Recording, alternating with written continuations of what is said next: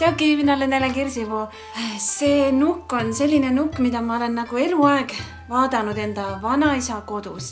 See on minu vanaisa nukk ja nüüd on see nagu minu valdustes. Ja ma olen alati vaadanud seda, et see on nii nagu siuke kuidagi müstiline ja ma vaatasin seal sildi peal oli kirjas, et see on Indoneesias toodud, et see on mingi nagu supernatural, mingi power värk, et kui seda siukest müstilist nägu vaadata, siis tekib nagu fantaasia hakkab tööle, et mis see nukk võiks teha ja missugune tema karakter on ja see karakter... Maiki, tühiloba. Ma mõtlesin rääkida nagu mõndadest teemadest, et ma mõtlesin, et me vaataksime minu vaatajate nagu selliseid tehtud töid, kes on mulle saatnud pilte, kes tahaks ka, et ma nagu räägiksin või nagu annaks neile valgust, et mul on kohe natukene nagu närv sees, kui mul siin keegi kuulaja on, et aga põhimõtteliselt, mis ma nagu endal siin videotes teen, et mul on hästi erinevad need videod ja tänase video ma mõtlesin lihtsalt teha, et lihtsalt nagu midagi rääkida. Sa arvad, et keegi kuulab sind ka, kui sa niimoodi puterdad või?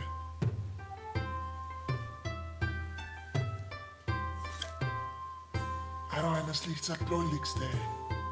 Kõigepealt palus tervitada, mida me teeme suure hea meelega. Palus tervitada Perit, oma väikest õde Briannat. Tšauki, Brianna. Sinu õde on ka lahe, sina oled ka lahe, sest nad vaatavad minu videosid. Miks? Sest, et ma olen nagu siuke lahe või niimoodi. Või ma olen nagu siuke rõõmus, ma arvan selle pärast.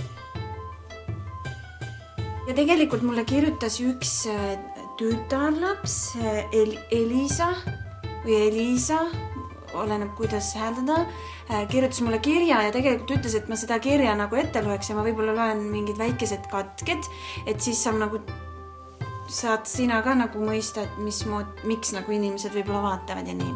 Elisa kirjutab. Tere, olen teie kanali suur fänn. Minu meelest on väga tore, kui ka üle teismeliste eas inimesed võivad selliseid asju võtavad. Sa ei oska lugeda või? Alusta uuesti.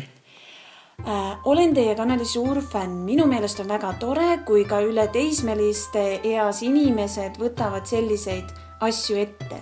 Minu meelest võiks olla rohkemgi selliseid inimesi, kes on nii julged, avatud ja lapsemeelsed inimesed nagu teie. Tõsine rõõm on vaadata, et mänguhimulisus pole maailmast kadunud. Üha rohkem võtavad täiskasvanud ette tööd, samal ajal kui lapsed sooviksid, et ema isa mängiksid nendega näiteks peetust. Vanemate arust on see liiga lapselik ja et neil on muudki teha. Nii kaobki maailmast huumor ja rõõm. Kurb nägu. Olen ise alles 11, aga näen seda pidevalt. Sellepärast ongi mul väga hea meel, et teie näitate, et maailmas on ka huumor ja mängulisus väga tähtsal kohal ja et ka vanemad inimesed võivad sellise asjaga tegeleda, kuna neil on just rohkem kogemusi ja saavad seda noortega jagada. Ma väga loodan, et teie YouTube'i kanal püsib veel kaua, pea püsti ja palju terviseid. Vaat kui hea. Nii hea, kui keegi saadab terviseid, saadab soovi, tee edasi. See on lahe. Saad aru. Tore nukk oled.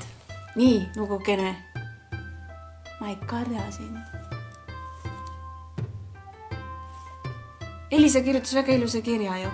Ja mind tegelikult, ma saan täitsa, see on nagu kuidagi nii selge kiri, oled ju nõus, et nagu nii väike laps.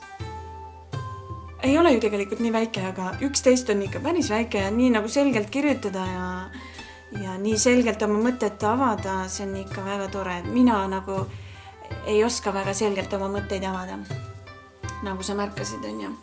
Et siis, kui ma milleski konkreetselt kindel olen, siis ma oskan seda väga hästi rääkida. Kui ma kindel ei ole, siis ma olen nagu igale poole mingi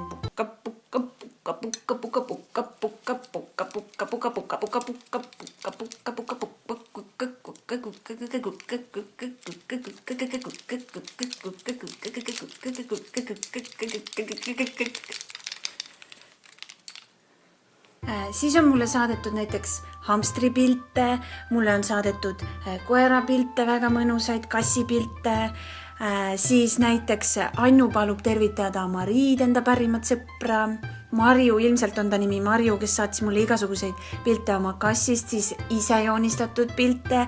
Väga lahe on see, kus on selline punupats on ja sellised sinised juuksed, see on nagu tänapäeval ka väga moes on ja üldse sellised huvitavate värvidega juuksed on praegu hästi moes. Siis palus näiteks Kristin Kaaret, et tema YouTube'i kanalist ma nagu ütleksin välja, sa võid minna seda vaatama. Ma ei ole Kristin Kaareti kanalit veel vaadanud, aga ma kindlasti vaatan. Ole tubli, tšau kakao. Saada mulle asju, kui sa tahad, et ma nendest räägiksin. Sest ausalt öeldes, kui minule saadetakse asju, siis ma ise ka nagu saan inspiratsiooni ja sellist vunki juurde.